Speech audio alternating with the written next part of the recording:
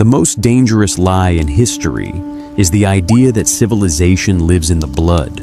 For thousands of years, human beings have looked across mountains, seas, deserts, and borders, and wondered why people in other lands prayed differently, ruled differently, farmed differently, spoke differently, built differently, and dreamed differently. Why did Athens give birth to philosophy in marble courtyards, while China shaped a vast civil service under the shadow of emperors? Why did India turn inward toward the self, the soul, and the endless wheel of rebirth, while Rome turned outward with roads, armies, and law? Why did Europe become a continent of competing kingdoms, while much of East Asia was drawn again and again toward imperial unity?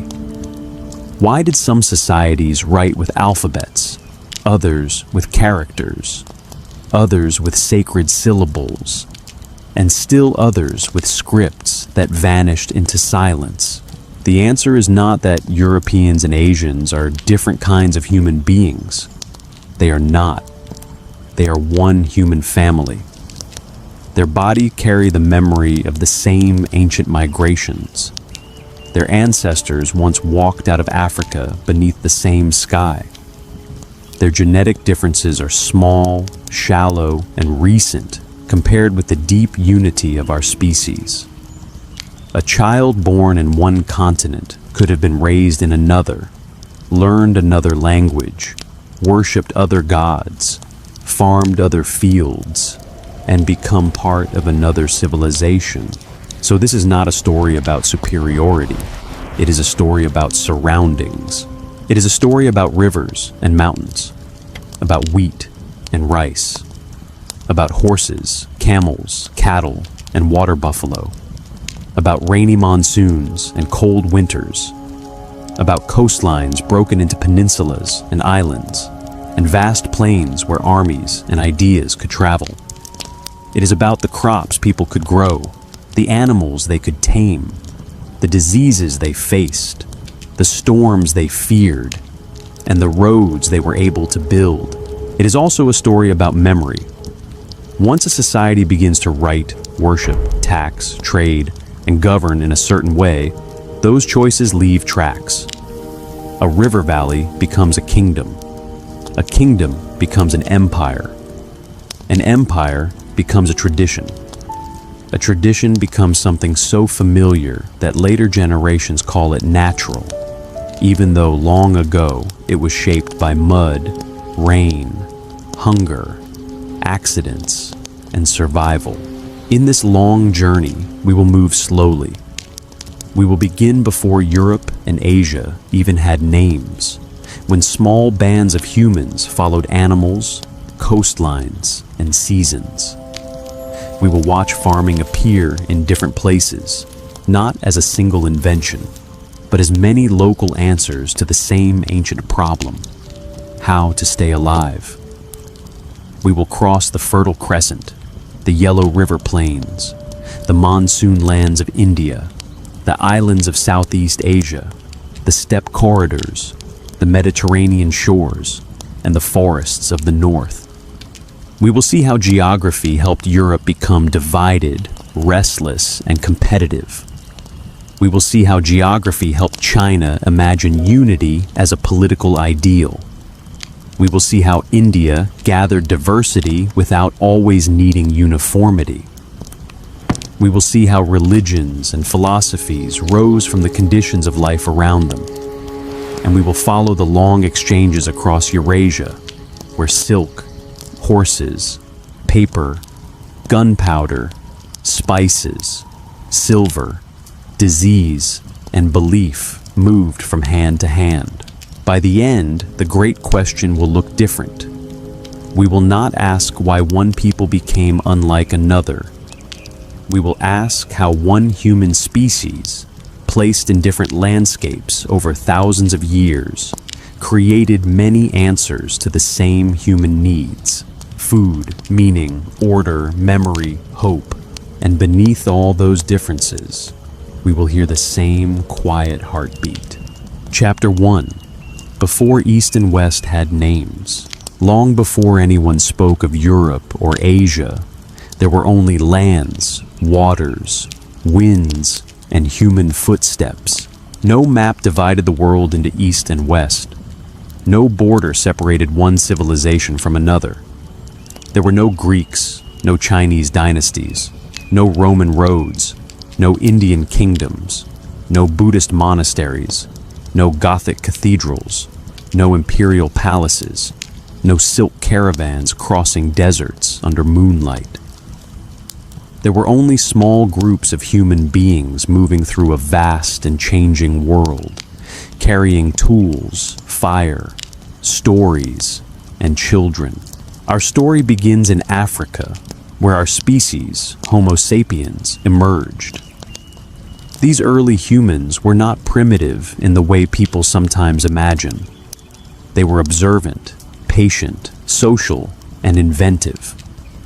They knew the moods of animals, the taste of roots, the shape of stone that would split cleanly into a blade. They made shelters. They cared for one another. They buried their dead. They looked at stars, storms, bones, and flames, and began to turn experience into meaning. Then, across many thousands of years, some of them moved outward. They did not leave Africa in one grand march. They drifted, returned, split, merged, adapted, and continued. Some followed coastlines where shellfish and fish could be gathered. Some moved through grasslands after herds. Some crossed into lands that would later be called the Middle East, and from there, their descendants spread in many directions. One path led toward the cold forests and river valleys of Europe. Another led toward the immense lands of Asia, toward the Iranian plateau, the Indian subcontinent, the steppes, Siberia, China, Southeast Asia, and beyond. At this early stage, there was no meaningful division between Europeans and Asians as separate kinds of people. There were only populations slowly adapting to local conditions. Skin color, hair texture, body shape, and other visible traits changed gradually under the influence of climate, sunlight, diet, and time. These differences were real, but they were surface-level variations within one human species. They did not decide who could build a city, invent writing, create philosophy, or form a state. Those later achievements depended on circumstances far larger than biology. Imagine a small band of humans entering Europe during an ice age. The land ahead of them is not the gentle Europe of vineyards, castles, and market towns. It is a hard world of glaciers, tundra, cold winds, and large animals. Mammoths move across open plains. Reindeer migrate in great numbers. Forests expand and retreat as the climate shifts. To survive here, people must become masters of seasonal movement. They must understand cold. They must sew warm clothing, use caves and shelters, store knowledge about migration routes, and cooperate in hunts where failure can mean hunger. Now imagine another group moving eastward into the warmer, more varied lands of Asia. But Asia is not one place. It is almost a world in itself. There are deserts where water is life. There are high mountains where air grows thin. There are river valleys rich with silt. There are monsoon lands where rain comes in powerful seasonal rhythms. There are tropical forests full of plants, insects, birds, and hidden dangers. There are open steppes where horses will one day change history. There are coastlines and islands where the sea becomes a road. From the beginning, then, Eurasia was a continent of environments. The people who entered it did not become different because they were inwardly destined to become different. They became different because life asked different questions in different places. In cold Europe, survival often depended on mobility, hunting skill, stored food, and later, adaptation to short-growing seasons.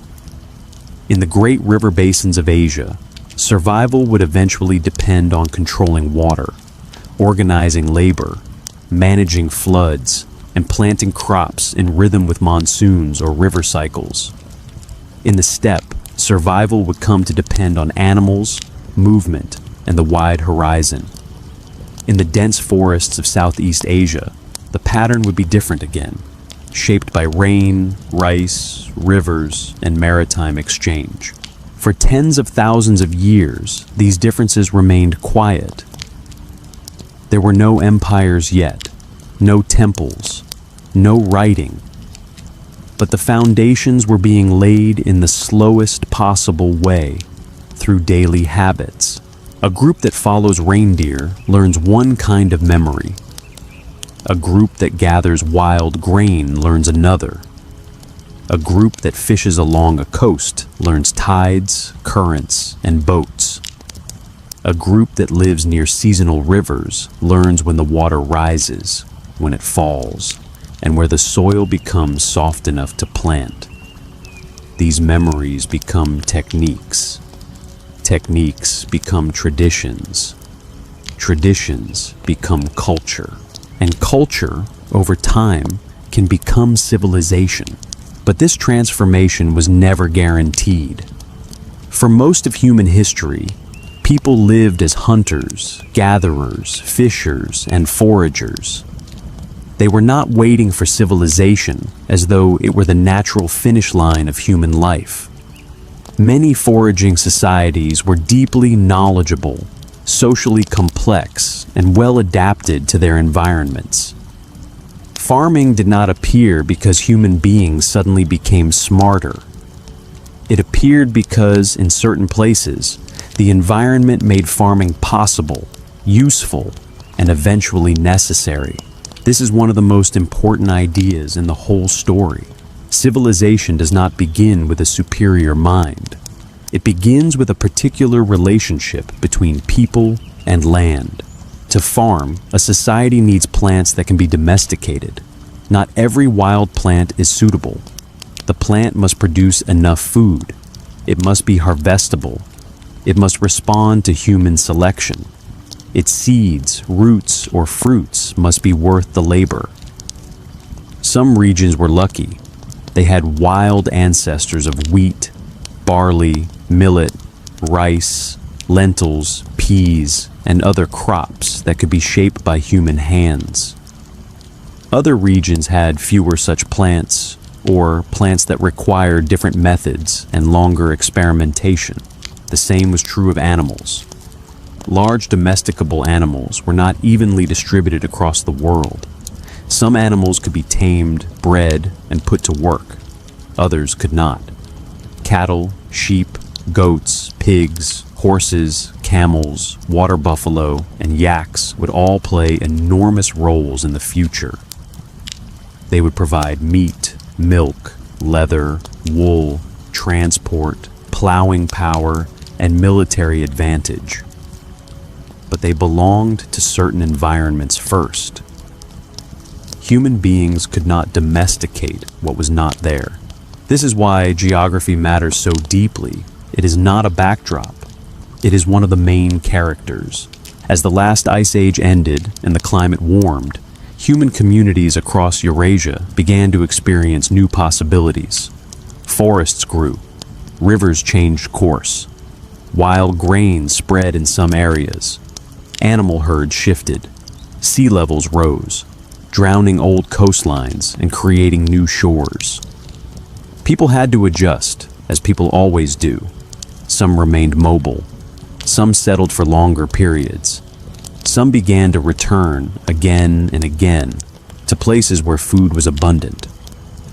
Over generations, these repeated returns created a new kind of relationship with the land.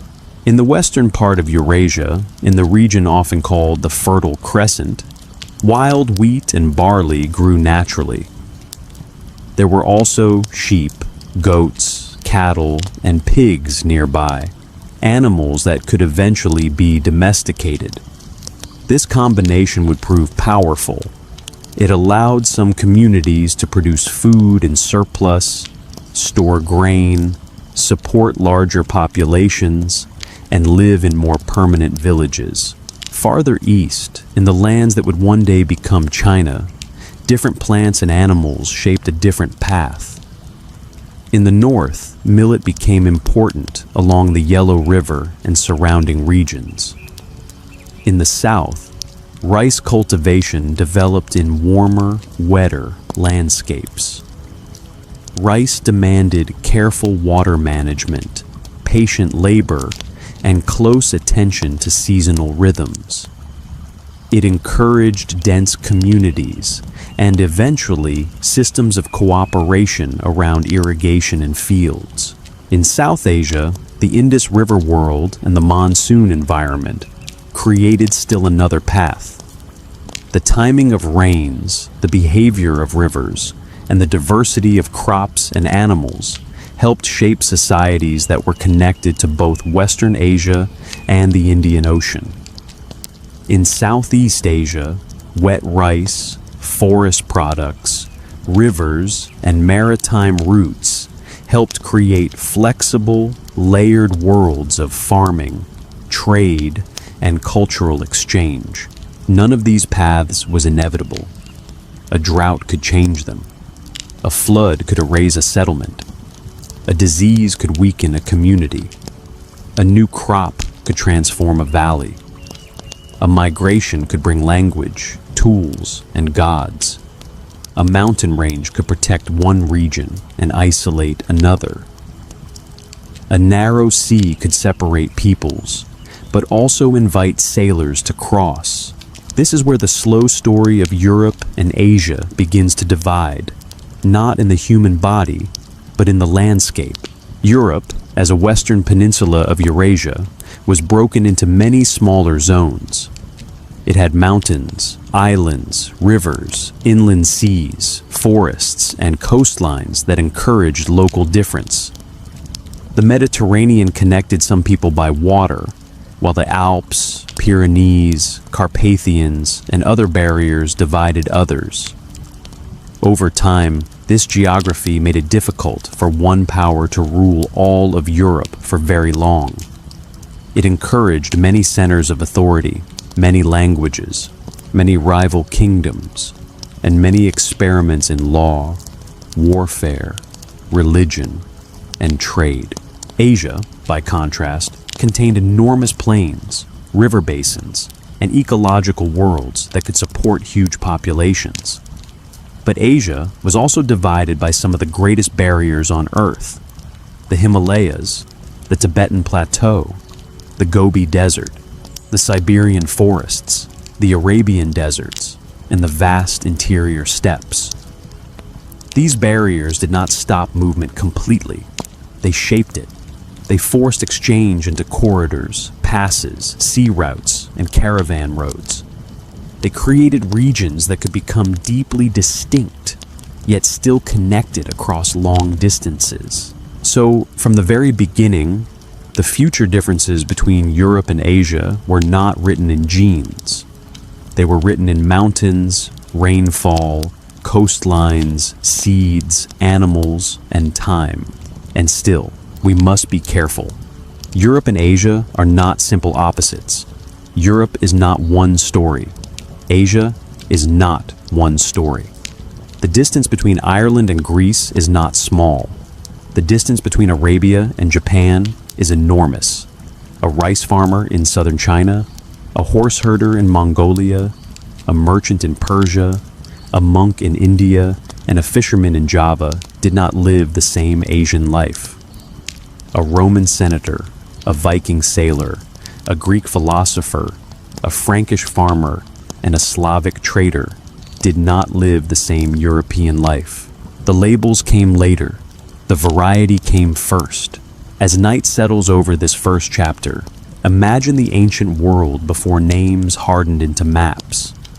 Imagine fires glowing in valleys from Spain to Siberia, from Anatolia to the Yellow River, from the Indus Plains to the islands beyond the South China Sea. Around each fire sit people with the same human needs.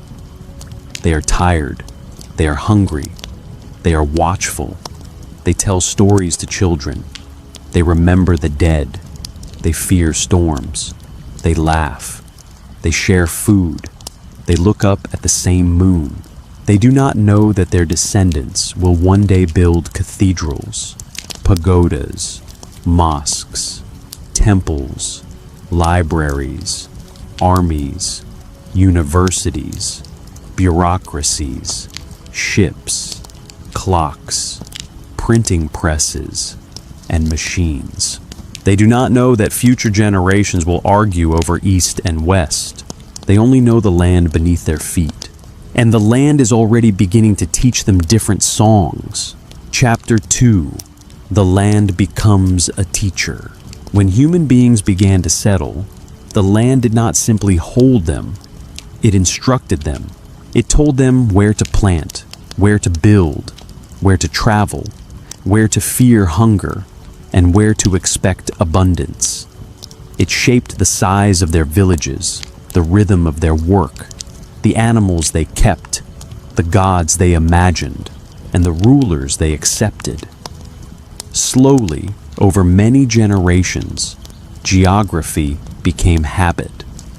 Habit became culture. Culture became civilization.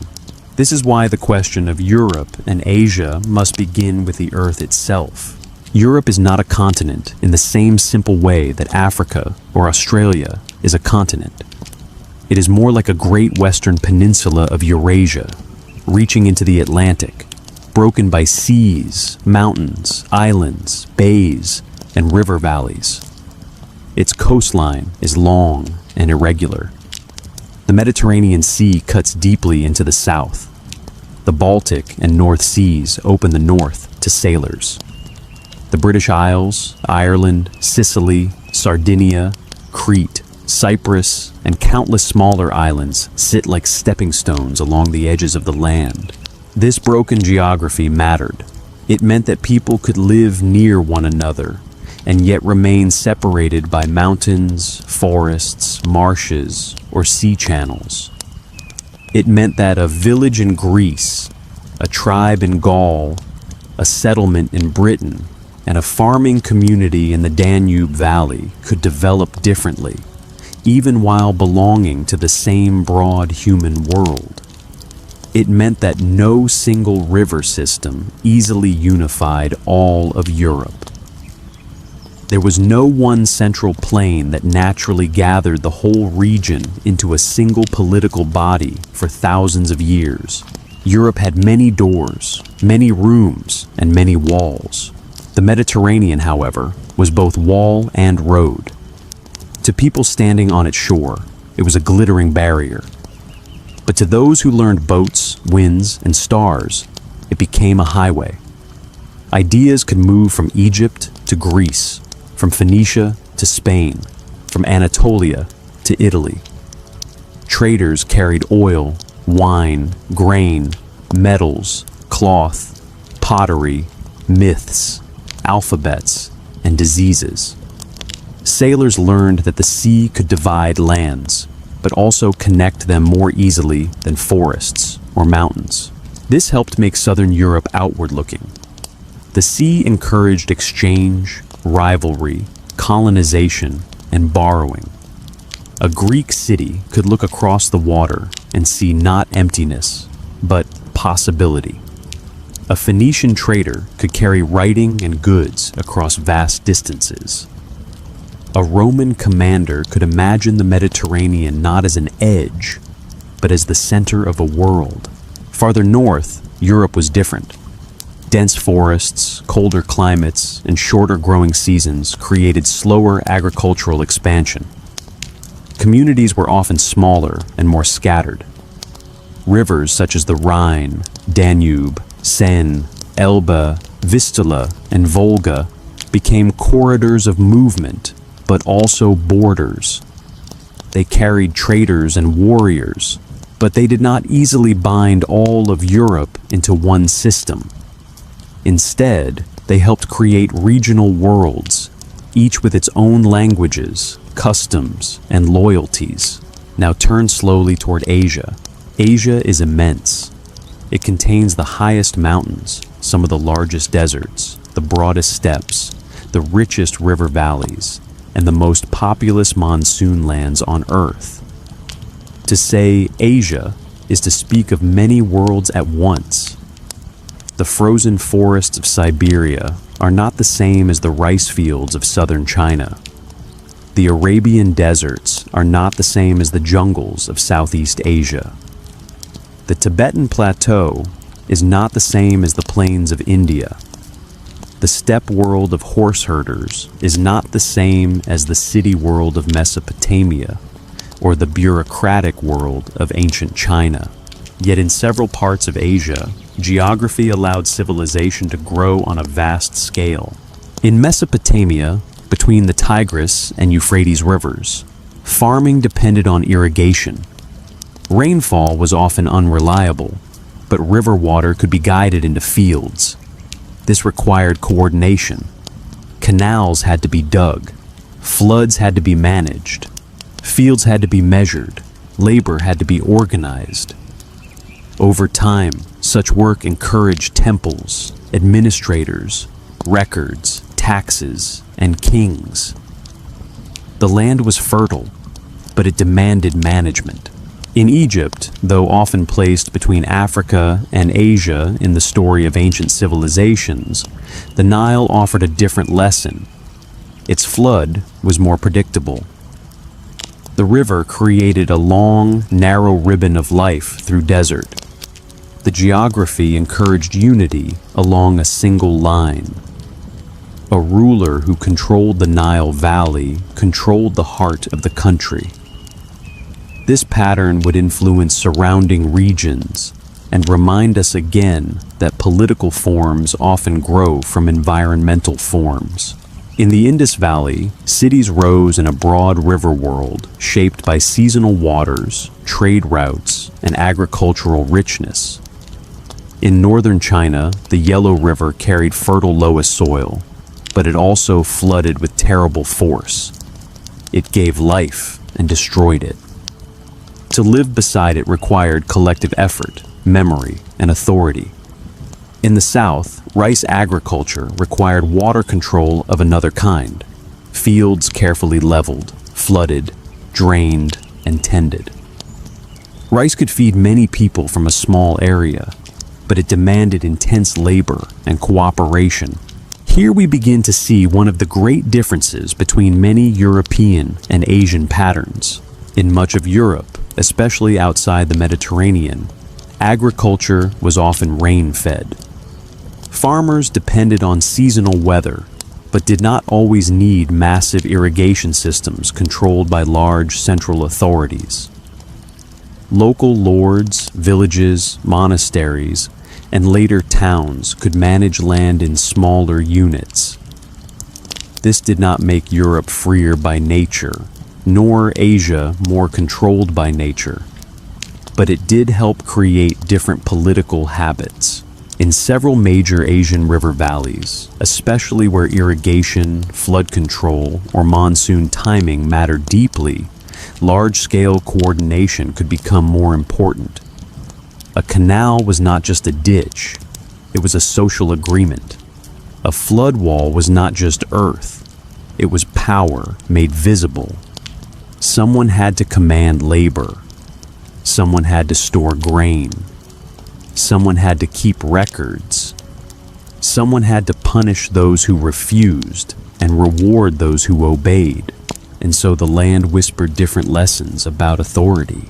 In China, the dream of unity would become one of the deepest political ideas. The great river plains, though divided by mountains and regional cultures, could support enormous populations. Once states learned to mobilize labor, build roads, standardize weights, manage grain, and command armies, unity became imaginable. After periods of division, Thinkers and rulers often looked back toward unity as restoration, as healing, as order returning after chaos. In Europe, unity was also dreamed of, and sometimes nearly achieved. Rome built a vast empire around the Mediterranean. Charlemagne tried to revive imperial order in the West. Later emperors, popes, kings, and conquerors claimed universal visions. But Europe's geography made lasting unity difficult. Mountains sheltered local identities. Seas protected islands. Forests and frontiers created distance. Rivers divided as much as connected. When one empire weakened, many smaller powers could reappear. This pattern of fragmentation had consequences. Competition between states could be brutal and exhausting. It produced endless wars, shifting alliances, fortified towns, and military innovation. But it also meant that ideas, merchants, religious dissenters, scholars, and inventors sometimes moved from one court or city to another when blocked in one place. Political division created danger, but it also created alternatives. In Asia, especially in China, imperial unity could create long periods of administrative continuity. A successful dynasty could organize land, labor, exams, roads, canals, armies, and official ideology across a huge territory. This could preserve knowledge, stabilize society, and create a powerful sense of shared civilization. But unity also meant that when a central authority rejected something, the decision could carry enormous weight. Innovation might flourish under one dynasty and be restrained under another. Again, the lesson is not that one path was better. Each path had gifts and costs. Fragmentation can encourage variety, but also violence. Unity can encourage stability, but also rigidity. Local freedom can produce creativity, but also disorder. Central coordination can produce great works, but also heavy burdens. Human societies are always balancing these forces, and the balance is rarely permanent. Mountains also played their quiet role. The Himalayas helped separate the Indian subcontinent from much of Inner Asia, though they never completely sealed it. Passes, traders, monks, armies, and ideas still moved through and around them. The Tibetan plateau shaped water systems and spiritual worlds. The Caucasus and Anatolia formed bridges and barriers between Europe and Asia. The Alps divided northern and southern Europe, influencing trade, defense, and identity. The Urals, often used as a symbolic boundary between Europe and Asia, were far less absolute than maps suggest. People crossed, traded, fought, and intermarried across such zones for millennia. Deserts, too, were not merely empty spaces. The Arabian Desert, the Gobi, the Taklamakan, the Iranian deserts, and the dry lands of Central Asia shaped movement by limiting it. They forced travelers into routes where wells, oases, and caravan towns mattered. They made certain cities rich because those cities stood where survival was possible. A desert can isolate, but an oasis can connect the world. And then there was the steppe. Across the heart of Eurasia stretched vast grasslands, a world of wind, horses, tents, herds, and movement. The steppe connected Europe and Asia more than any simple map admits. It was a corridor for migration, trade, warfare, language, technology, and disease. Pastoral peoples could move faster than farmers. Once horses were domesticated and riding developed, steppe societies became powerful forces in world history. They carried goods and ideas. They also brought terror to settled states. From the edges of China to the borders of Rome, from Persia to Hungary, the steppe was a long, breathing bridge. It is easy to think of Europe and Asia as separate worlds, but for much of history, they were joined by these corridors of movement. The differences between them grew not from total isolation, but from a changing rhythm of separation and contact. A mountain range slowed exchange. A sea route revived it. A desert blocked armies. A caravan crossed it. A dynasty closed a frontier. Merchants opened another. Civilization grew in this rhythm. Apart, together, apart again. By the time farming villages became towns and towns became cities, the landscapes of Eurasia had already set many patterns in motion. Europe would often lean towards smaller competing centers, especially after the fall of Rome. China would often return to imperial unity. India would hold extraordinary diversity inside broad cultural continuities. The Middle East would become a crossroads of empires, scriptures, trade, and conquest. Southeast Asia would draw from India, China, and the sea, while keeping its own local roots. The steppe would remain the great moving horizon between settled worlds. And still, beneath all of this, the people were the same species, the same human family. They were not divided by destiny in their blood. They were shaped by where the rains fell, where the rivers flooded, where the mountains rose, where the soil welcomed seeds, and where animals could live beside them. The land became a teacher, and humanity everywhere listened. Chapter 3: Seeds, Animals, and the First Great Divergence. Before there were kings, there were seeds. Before there were laws written on clay, bronze, bamboo, parchment, or paper, there were hands pressing grain into soil. Before temples rose above cities, before armies marched beneath banners, before philosophers asked what justice was, human beings bent over fields and waited for rain. The first great divergence between societies did not begin in palaces. It began in the quiet relationship between people, plants, animals, and seasons. For most of our existence, human beings lived by hunting, gathering, fishing, and moving with the rhythms of nature. They knew landscapes intimately.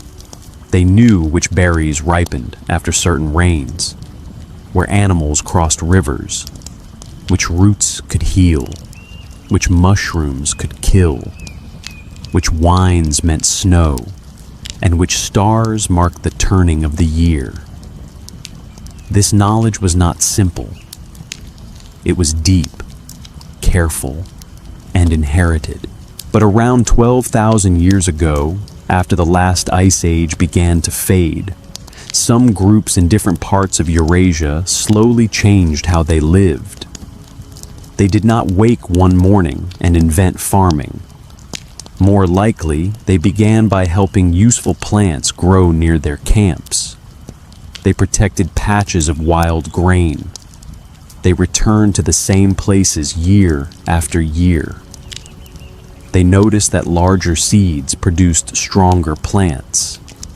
They gathered, saved, planted, and selected. Over generations, wild plants became domestic crops. This change was gentle at first, but its consequences were enormous. A field could feed more people than wild land of the same size. Stored grain could carry a village through winter or drought. More food meant more children surviving.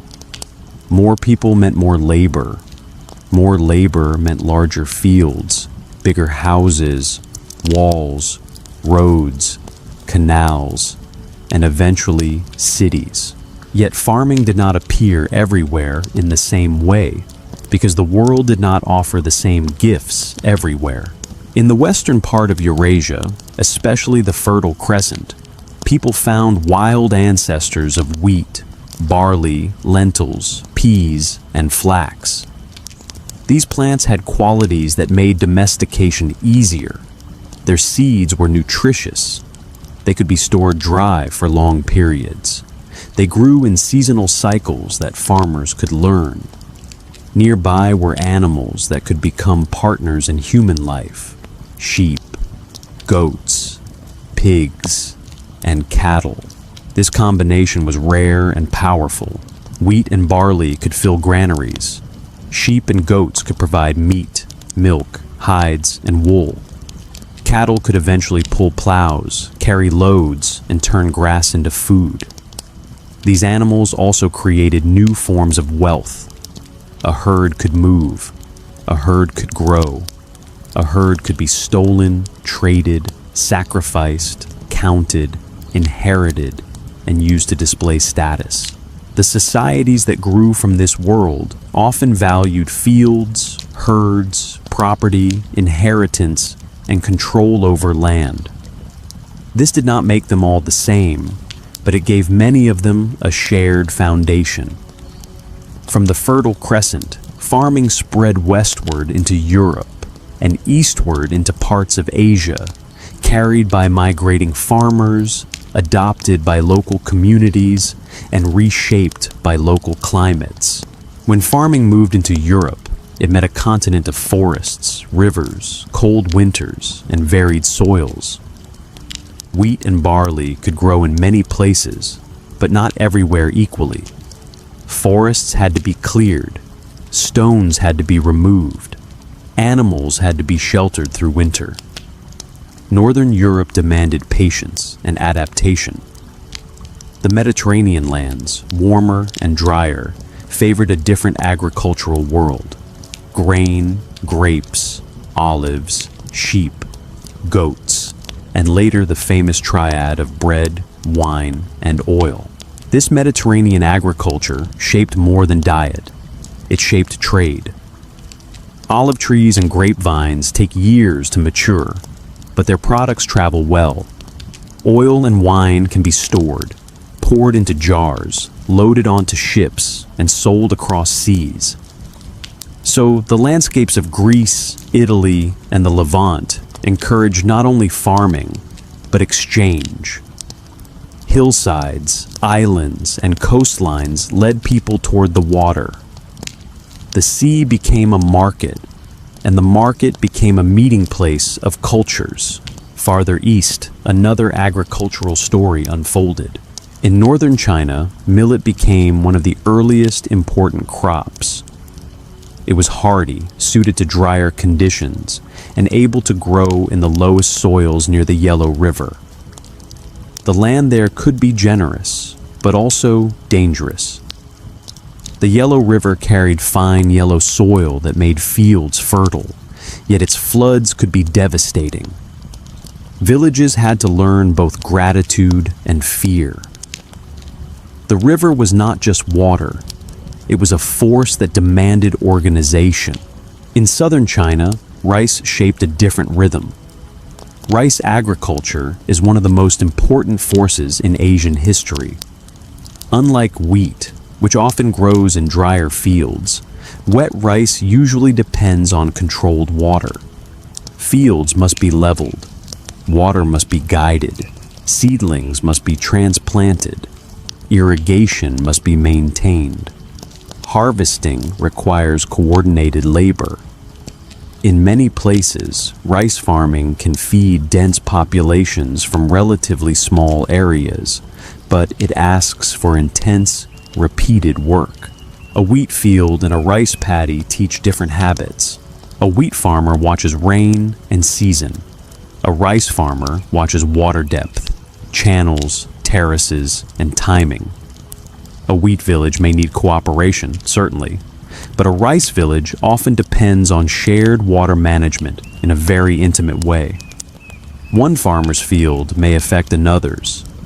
A blocked channel, a broken dike, or a poorly timed release of water can harm many families. Over long periods, such conditions can encourage strong village coordination, careful calendars, and respect for systems that maintain order. This does not mean rice automatically creates one kind of mind or wheat another. Human beings are never so simple. But agriculture is daily training. It teaches the body when to wake, when to labor, when to wait, when to celebrate, and whom to trust. Across centuries, these habits become social expectations. In South Asia, agriculture grew under the wide breathing rhythm of the monsoon. The Indian subcontinent was never one simple ecological zone. It had river plains, dry regions, forests, coasts, plateaus, and mountains.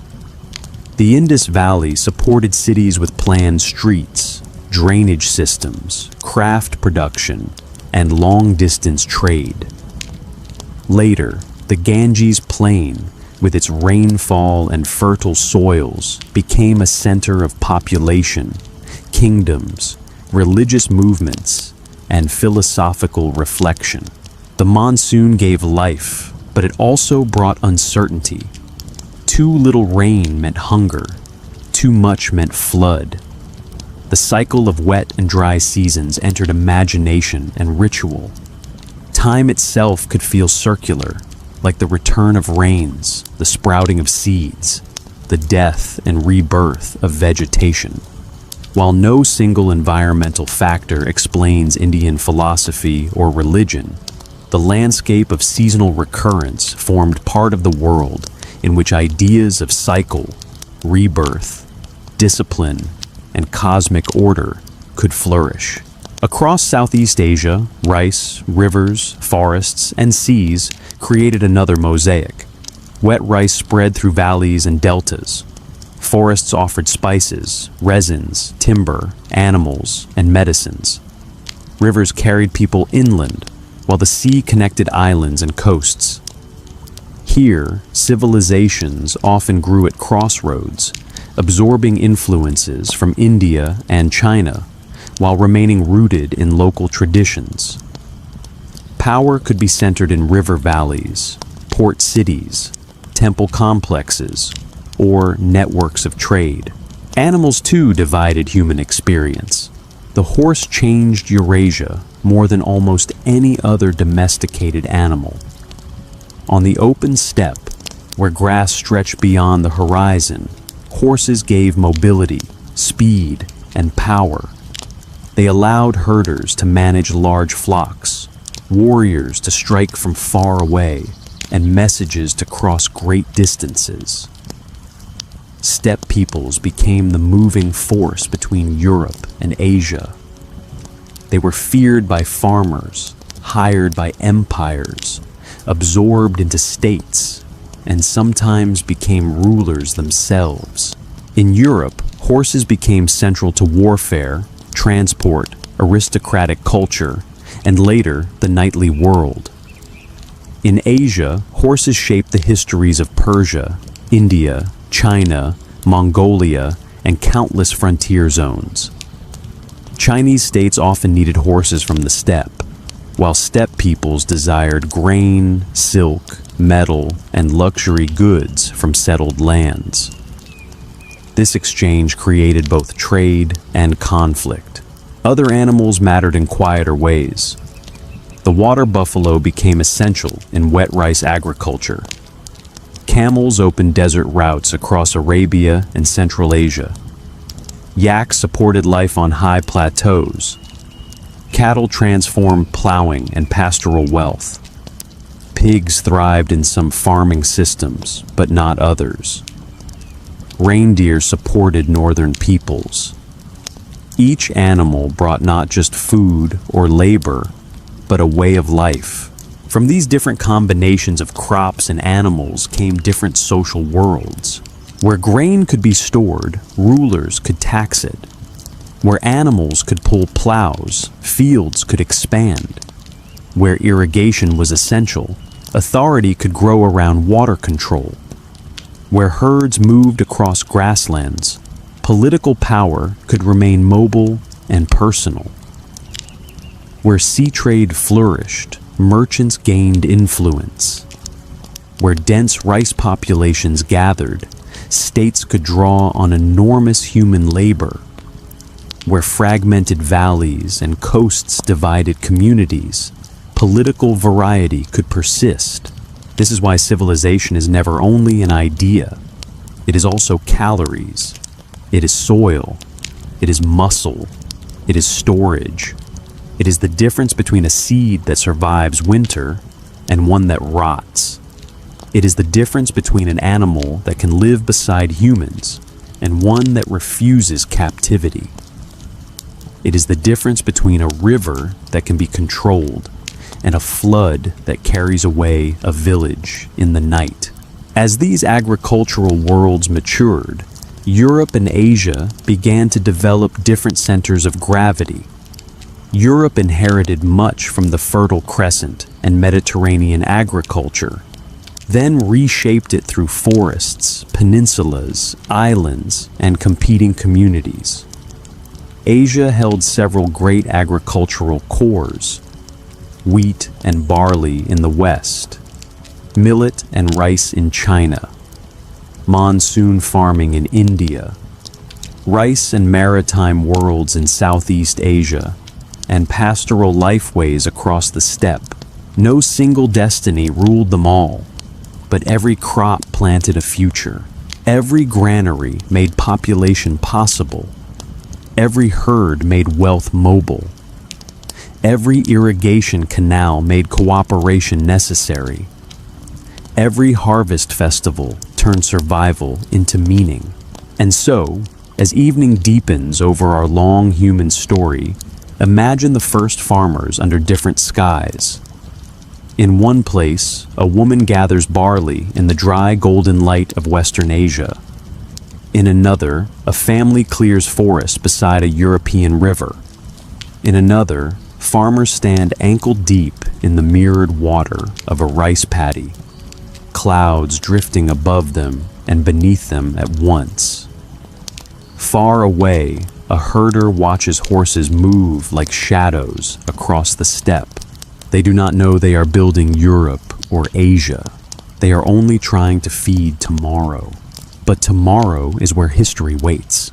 Chapter 4: Words, Writing, and the Shape of Thought. Once human beings learned to farm, settle, store food, and build towns, another quiet revolution began. They began to make memory visible. A spoken word disappears into air.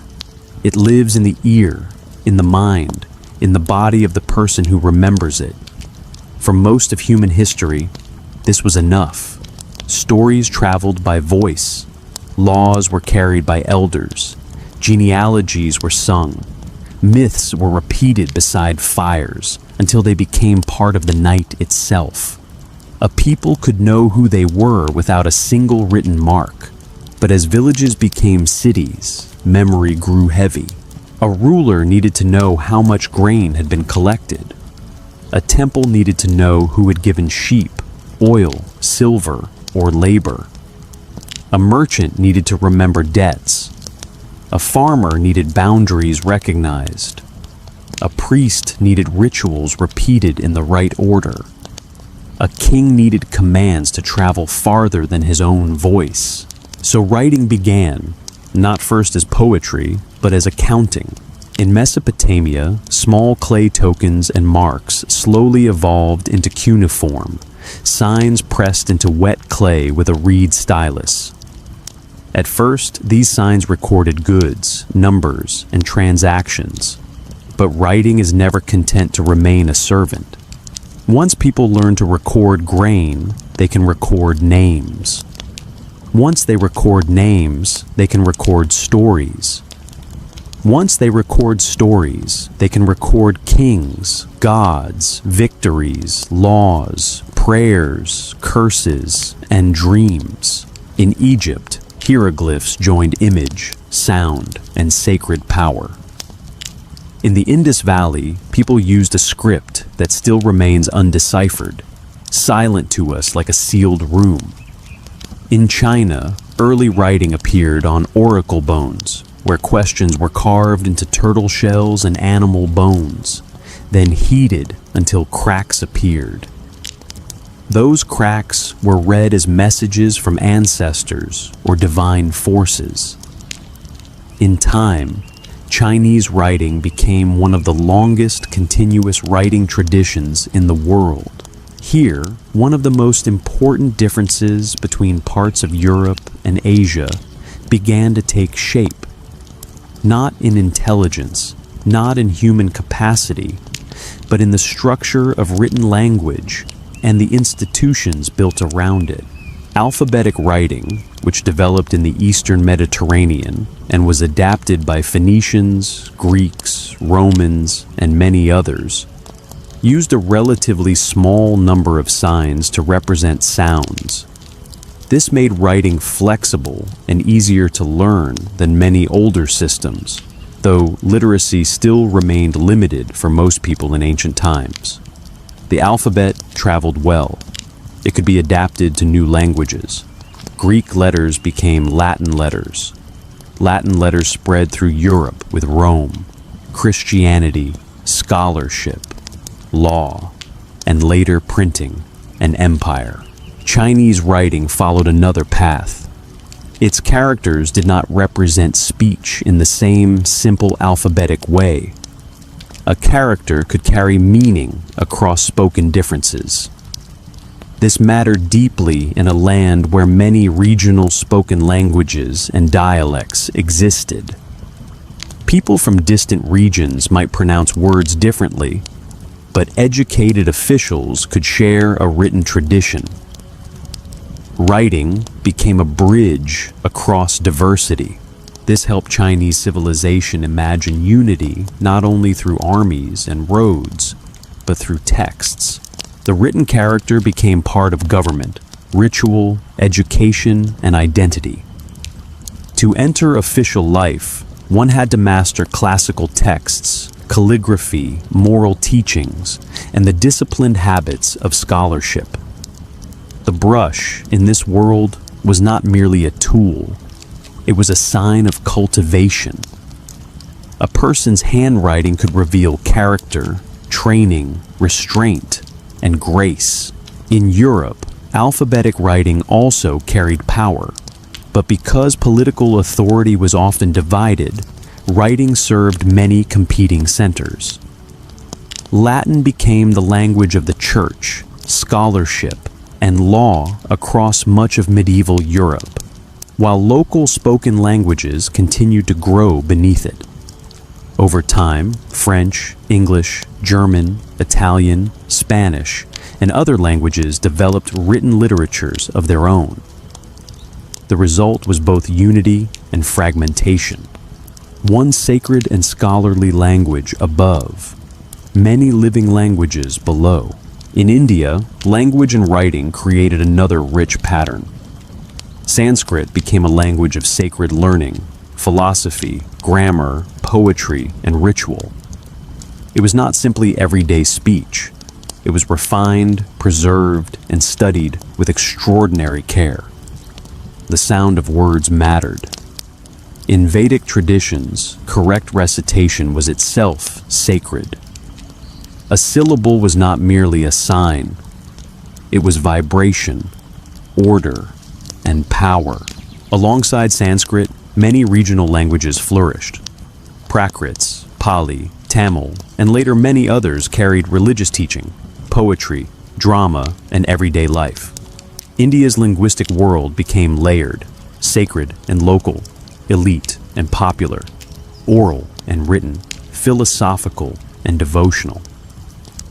This helped create a civilization where unity often came not from one central state or one spoken language, but from shared stories, rituals, epics, pilgrimage routes, and intellectual traditions that could live in many tongues.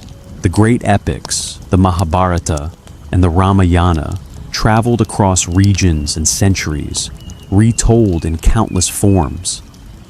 They were not simply books, they were worlds. A village performance, a temple sculpture, a court poem, and a grandmother's bedtime story could all carry the same ancient characters into new lives. In the Islamic world, which stretched across Western Asia, North Africa, Central Asia, Persia, and beyond. Arabic became a sacred and scholarly language through the Quran. The spread of Islam did not erase local languages, but it created a vast zone of shared religious vocabulary, law, science, theology, and literature. Persian, in particular, became a major language of poetry, administration, and refined culture across much of Asia. Arabic script adapted to many languages, tying distant societies into a written world of scholarship and devotion. This matters because language does not only describe reality, it organizes attention. A civilization trained by legal Latin, biblical translation, and competing vernaculars develops certain habits. A civilization trained by classical Chinese examination texts develops others. A civilization shaped by Sanskrit recitation, philosophical debate, and plural regional languages develops others still. A civilization shaped by Quranic Arabic.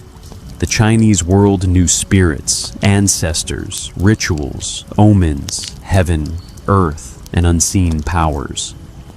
But its most influential philosophies arose during times of political chaos, when states fought and old orders weakened. Thinkers looked at violence and asked, how can human society be made stable again? Confucius offered one of the most enduring answers.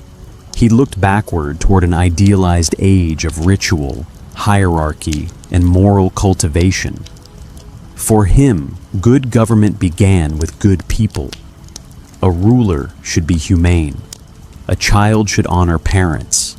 A minister should serve with integrity. A society should be held together by ritual, duty, education, and proper relationships. The family became a model for the state, and the state became a moral family writ large. Confucianism did not imagine equality in the modern sense. It imagined harmony through roles. Father and son, ruler and subject, elder and younger, husband and wife, friend and friend. Each relationship carried duties. If people performed their roles with sincerity and virtue, society might become peaceful. This made sense in a world where political unity was both fragile and deeply desired. After periods of war, the dream of order became precious. Confucian thought gave rulers a language of moral authority and gave scholars a path into government. It helped create a civilization where education, bureaucracy, filial piety, and statecraft were linked for centuries. But China did not have only Confucianism. Taoism offered a softer, stranger, more flowing vision. It looked at the rigid rules of society and asked whether human beings had forgotten the way of nature. The Tao, the way, could not be fully named. It was the quiet movement beneath all things. Water, which yields yet wears down stone, became an image of wisdom. The sage did not force the world, he moved with it. He practiced simplicity, humility, and non-striving. If Confucianism spoke in the voice of the court, the school, and the ancestral hall, Taoism often sounded like wind through bamboo, like a hermit laughing in the mountains, like a river teaching patience to those who would listen. Legalism, another powerful Chinese tradition, was much harsher. It trusted neither ritual nor inner virtue. It argued that people respond to rewards and punishments, and that and distinct. A child learning Chinese characters, a monk chanting Latin, a student reciting Sanskrit, a scholar copying Arabic, a scribe writing Greek, or a poet composing in Persian enters a house built long before birth. The walls are made of words. The doors open into the past. Over time, these houses of language shaped how people imagined authority, truth, and belonging. In some traditions, truth was guarded in sacred sound. In others, in revealed scripture. In others, in classical moral texts. In others, in law codes, philosophical dialogues, commentaries, or imperial archives. Every society asks the same human questions. Who are we? What is right? What do we owe the dead? What do we owe the living? Who may rule? What lies beyond death?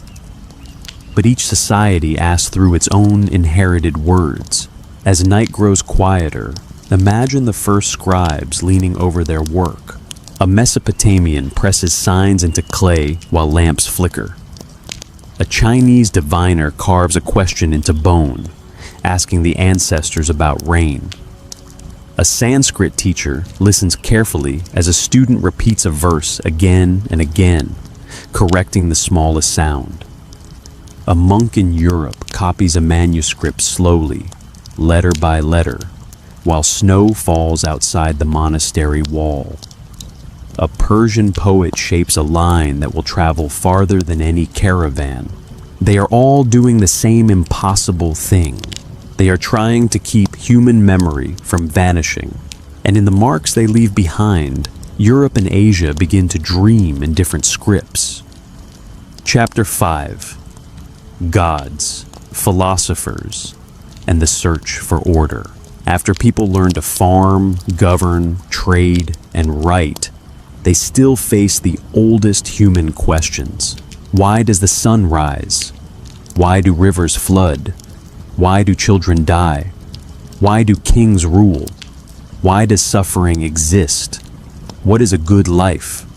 What happens when the breath leaves the body? Is the universe guided by spirits, ancestors, gods, laws, emptiness, fate, or reason? Every civilization answered these questions in its own way. But again, the answers did not come from different kinds of human beings. They came from the same human mind, looking out from different landscapes, different social worlds, and different historical memories. Religion and philosophy grew like trees. Their roots were human needs.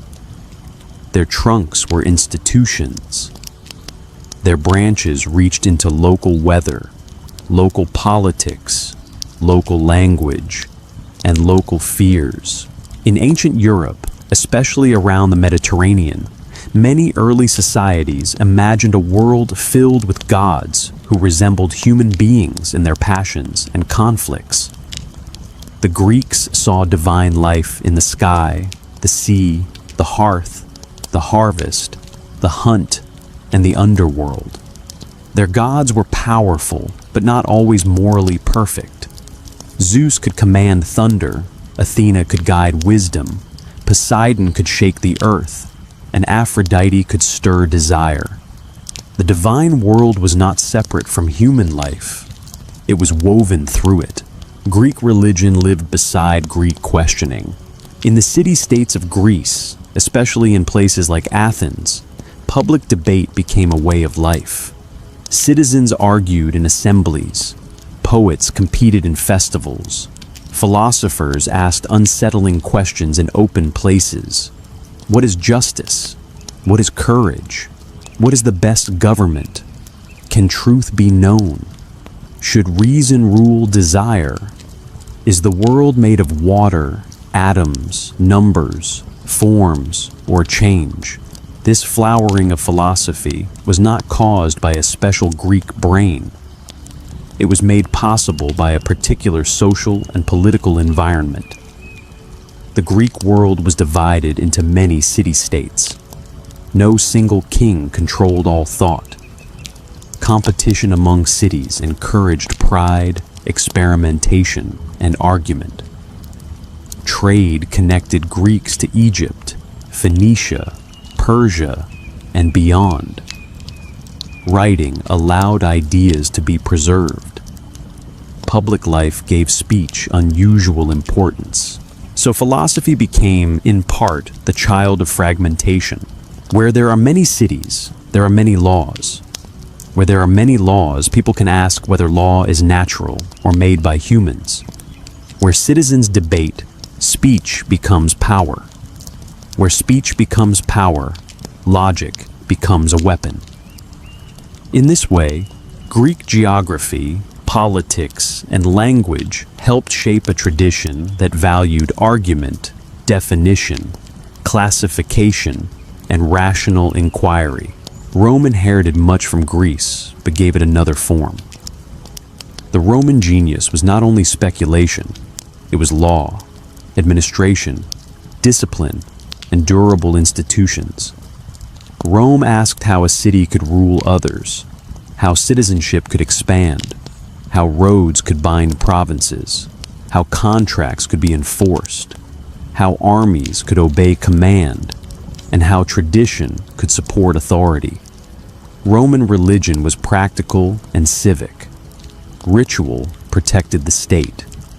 The gods were honored so that the city might endure. When Christianity spread through the Roman world, it transformed Europe more deeply than any empire could. Christianity carried ideas from the Jewish world of Western Asia into the heart of Europe. One God, sacred history, prophecy, moral judgment, creation, sin, redemption, resurrection, and a kingdom not of this world. It taught that every soul mattered before God, whether slave or emperor. It also created churches, bishops, monasteries, scriptures, doctrines, and eventually a powerful institution that could outlive kingdoms. Europe became shaped by a tension between Greek reason, Roman law, and Christian faith. This tension was never simple. It produced beauty and conflict, charity and persecution, universities and inquisitions, cathedrals and wars of religion. But it also made Europe a place where truth was often debated between different authorities: scripture, church, king, philosopher, city, university, and conscience. The question of who had the right to define truth became one of the central dramas of European history. Now turn toward China. In ancient China, the central question was often not how to escape the world, but how to order it. Persian poetry and networks of scholars develops another pattern of memory. Again, none of this means one people thought better than another. It means they inherited different instruments of thought. A flute and a drum can both make music, but they invite different movements of the body. Writing also changed power. A spoken command depends on presence. A written command travels. A tax list allows a state to reach into villages. A census turns households into numbers. A law code lets a ruler speak after he has left the room. A scripture lets a religion survive the death of its prophet. A textbook lets a school preserve knowledge across centuries. A map lets an empire imagine land it has never touched. In China, writing became deeply tied to bureaucracy. Officials could be trained, examined, appointed, transferred, and judged through written culture. The state could imagine itself as a moral and administrative order, guided by classical learning. This did not always work perfectly. Corruption, war, rebellion, and local power remained. But the ideal was powerful. Government by cultivated men who mastered texts and served the empire. In Europe, writing was long preserved and shaped by monasteries, churches, courts, merchants, and universities. Because political power was divided, written culture had many patrons. A scholar might serve a bishop, a king, a city, or a university. A merchant needed contracts. A monastery copied manuscripts. A king issued charters. A town kept records. A university debated Aristotle.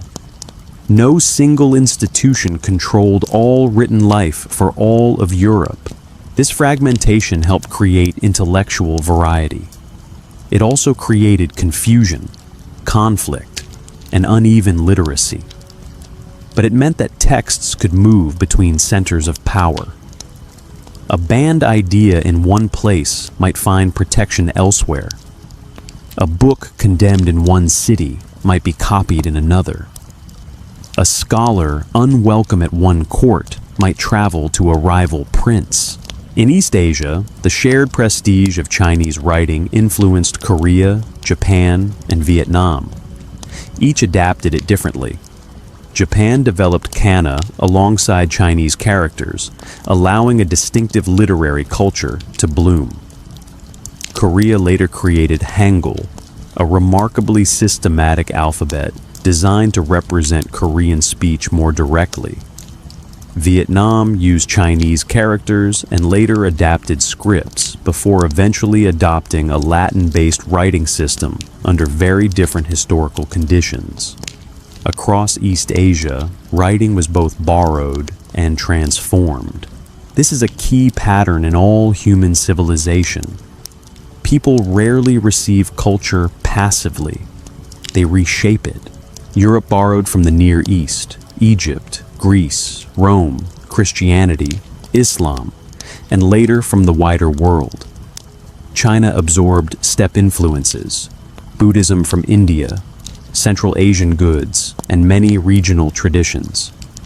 India absorbed and transformed influences from Central Asia, Persia, Greece, Islam, and Europe, while giving Buddhism, numerals, stories, and philosophy to much of Asia. Southeast Asia borrowed from India, China, Islam, and Europe, while creating its own kingdoms, ports, languages, and sacred landscapes. Civilizations are not sealed jars, they are rivers, and yet, because writing preserves memory, civilizations can begin to feel ancient, continuous. A strong state must have clear laws, strict enforcement, and centralized power. Legalist ideas helped the Qin state unify China, standardizing measures, roads, writing, and authority. Its methods were severe, but its influence endured inside later imperial government, often hidden beneath more Confucian language. So China's great traditions formed a triangle: moral order, natural flow, and state power. In India, the questions turned in a different direction. The Indian subcontinent was vast, diverse, and layered with languages, peoples, rituals, kingdoms, forests, rivers, and trade routes. Here, religious and philosophical traditions developed with extraordinary depth around sacrifice, cosmic order, rebirth, liberation, discipline, devotion, and the nature of self. The Vedic world centered on ritual, sacred sound, and the relationship between humans, gods, and cosmic order. Over time, thinkers began to turn inward. The Upanishads asked profound questions. What is the self? What is the ultimate reality? Is the deepest self, the Atman, connected to Brahman, the ground of all being? Is the world as it appears, or is there a deeper truth behind appearance? From this world came ideas of karma, samsara, and moksha, action and consequence, the cycle of birth and death, and liberation from that cycle. These ideas did not belong to one simple system alone. They became part of a vast conversation among many schools. Buddhism arose in this same landscape of questioning. Siddhartha Gautama, the Buddha, looked directly at suffering: birth, aging, sickness, death, attachment, loss, desire. These were not accidents. They were woven into ordinary life. The Buddha's path did not depend on birth into a priestly class. It offered discipline, meditation, ethical conduct, insight, and release from craving. Buddhism spread across Asia because it traveled well. It could enter royal courts, merchant networks, monasteries, mountain caves, and village rituals. It moved from India into Central Asia, China, Korea, Japan, Tibet, Southeast Asia, and beyond. But everywhere it went, it changed. In China, Buddhism met Confucian family ethics and Taoist language. In Tibet, it met local spiritual traditions and high plateau worlds. In Japan, it blended with court culture, warrior culture, and indigenous practices. In Southeast Asia, Theravada Buddhism shaped kingdoms, monastic education, and village life. This is one of the most beautiful lessons of history. An idea can travel across mountains and deserts, yet arrive wearing local clothes. In Western Asia, another great religious pattern emerged: prophetic monotheism. Judaism, Christianity, and Islam all arose from the meeting ground of deserts, cities, empires, trade routes, and sacred memory. In these traditions, history itself became meaningful. God acts in time. Prophets speak. Covenants are made. Laws are revealed. Empires rise and fall under divine judgment. Human life is not merely circular. It moves through creation, command, failure, mercy, and destiny. Islam, beginning in Arabia, spread with remarkable speed across Western Asia, North Africa, Persia, Central Asia, South Asia, and parts of Southeast Asia. It united worship, law, community, scholarship, trade, and empire. The Quran gave sacred centrality to Arabic. The pilgrimage to Mecca created a spiritual geography that crossed ethnic and political boundaries. Muslim scholars preserved, debated, and expanded knowledge in theology, mathematics, astronomy, medicine, philosophy, poetry, and law. Islamic civilization became one of the great bridges between Asia, Africa, and Europe. It carried Greek philosophy into Arabic, Indian numerals into wider use, Persian administrative culture across empires, and goods across the Indian Ocean and Silk Roads. Europe did not develop in isolation from this world. It learned from it, fought with it, traded with it, feared it, admired it, and borrowed from it. Religions and philosophies, then, were not isolated monuments. They were living systems shaped by place and history. Greek thought grew in city-states, debate, seafaring, and contact. Roman law grew in conquest and administration. Christianity grew within empire and survived its collapse. Confucianism grew from the longing for order after chaos. Taoism grew from sensitivity to nature, simplicity, and the limits of control.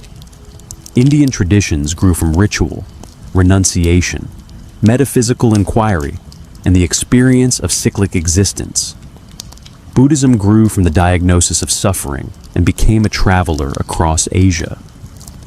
Islam grew from revelation in Arabia and became a vast civilization of scripture, law, trade, and learning. None of these traditions belongs to biology. None can be explained by blood. A European child raised in a Chinese scholar's household would have learned ancestors, characters, ritual, and Confucian classics. A Chinese child raised in a medieval monastery would have learned Latin chants, saints, sin, and salvation. An Indian child raised in Athens might have debated virtue and reason. A Greek child raised beside the Ganges might have asked about karma, liberation, and rebirth.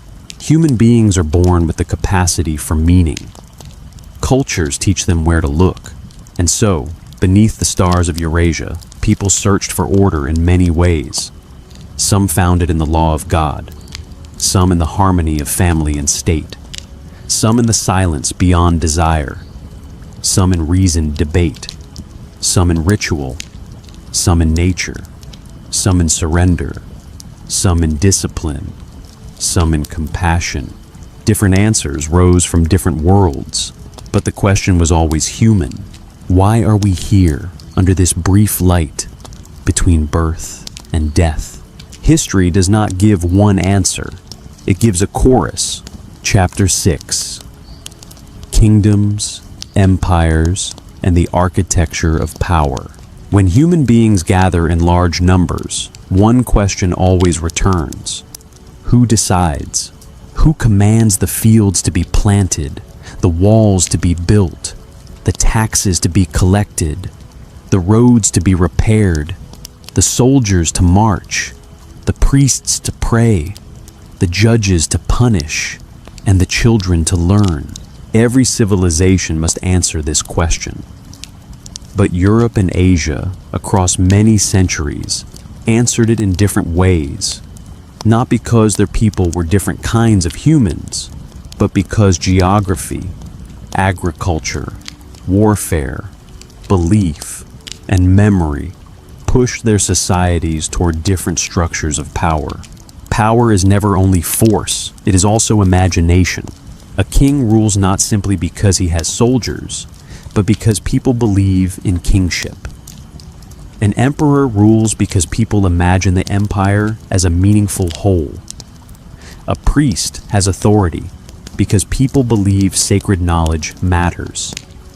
A scholar official has authority because a society respects learning and written tradition. A noble has authority because land, ancestry, and military service have become woven together. A merchant has authority when trade and money can bend the decisions of rulers. In Europe, political power often remained divided. The Roman Empire was the great exception, the vast memory that haunted all later European history. Rome united the Mediterranean with roads, law, taxation, armies, cities, and citizenship. For centuries, the Roman world made unity seem possible. A person could travel from Britain to Syria, from Gaul to Egypt, under the shadow of Roman authority. Latin law, military order, and imperial administration created a political machine of extraordinary durability. But Rome did not last forever in the West. When Western imperial authority weakened and finally collapsed, Europe did not return to emptiness. Instead, many smaller powers rose from the ruins. Germanic kingdoms, local warlords, bishops, monasteries, land-holding nobles, merchant towns, and later feudal lordships. The old Roman roads remained, but the single command over them faded. The church preserved pieces of Roman memory, but kings and nobles fought over land and loyalty. This created a Europe of layered authority. A medieval European peasant might owe labor to a lord, tithes to the church, loyalty to a king, obedience to local custom, and fear to any armed men passing through. A noble might swear loyalty to one ruler while holding land from another. A bishop might be a spiritual leader and a political prince. A town might buy privileges from a king in order to escape the control of a local lord. A university might claim special rights under church protection. Power was everywhere, but rarely simple. This fragmentation was often violent. It created private wars, dynastic rivalries, border raids, crusades, rebellions, and endless disputes over inheritance. But it also created competing centers of authority. No single ruler could easily silence all of Europe. If a king grew too strong, nobles resisted. If nobles grew too strong, kings sought towns as allies. If kings challenged the church, popes answered with spiritual weapons. If church authority became too heavy, reformers eventually challenged it. If an idea was dangerous in one kingdom, it might survive in another. Europe's political diversity became one of its defining features. In China, the pattern was different. China had periods of division, war, and competing states. sometimes lasting centuries. But again and again, Chinese political thought returned to the idea of unity under heaven. The emperor was not merely a regional king. He was the son of heaven, the symbolic center of a moral and cosmic order. The empire might break apart, but division was often seen as disorder. Reunification was not just conquest, it was restoration. This ideal was supported by geography and agriculture. The great river plains could feed huge populations. Roads and canals could connect regions. Written characters could help administer people who spoke different local languages. A bureaucracy trained in classical learning could serve across provincial boundaries. Grain taxes, labor service, irrigation, flood control, and census records all helped the state see society as something that could be organized from above. The Chinese imperial state was never perfectly centralized. Local elites, families, clans, merchants, landlords, and military leaders all mattered. Distance was real. Corruption was real. Rebellion was real. Yet the ideal of a unified bureaucratic empire remained powerful for more than 2,000 years. This gave China certain strengths. It could mobilize enormous labor for canals, walls, granaries, armies, and public works. It could preserve administrative knowledge across dynasties. It could create a shared elite culture through examinations and texts. It could imagine government as a moral craft, not merely a battlefield of noble families, but every strength has a shadow. A powerful center can stabilize, but it can also suppress. A shared official culture can preserve wisdom, but it can also narrow acceptable thought. A vast empire can protect millions, but when it fails, disaster can also be vast. India offers another pattern. The Indian subcontinent held great empires, including the Maurya, Gupta, Mughal, and others, but it also held immense regional diversity. Mountains, rivers, forests, plateaus, coasts, languages, castes, kingdoms, temples, and trade routes created a world where cultural unity did not always require political unity. India could be deeply connected through pilgrimage, epics, sacred geography, philosophical traditions, social structures, and trade, even when no single ruler governed all of it. This is important. Western observers have often mistaken political fragmentation for civilizational weakness. But India shows that a civilization can be held together by things other than a single state. A pilgrim traveling to a sacred river, a poet retelling an epic, a temple receiving gifts from kings and villagers, a scholar debating metaphysics, a merchant crossing the Indian Ocean, and a family following inherited rituals could all participate in a shared civilizational world without needing one emperor above them all. In Western Asia and the Islamic world, power took still other forms. Caliphates claimed religious and political leadership over the Muslim community. But the Islamic world also became too vast and diverse for simple unity. Arab, Persian, Turkic, Kurdish, Berber, Indian, and many other peoples shaped its history.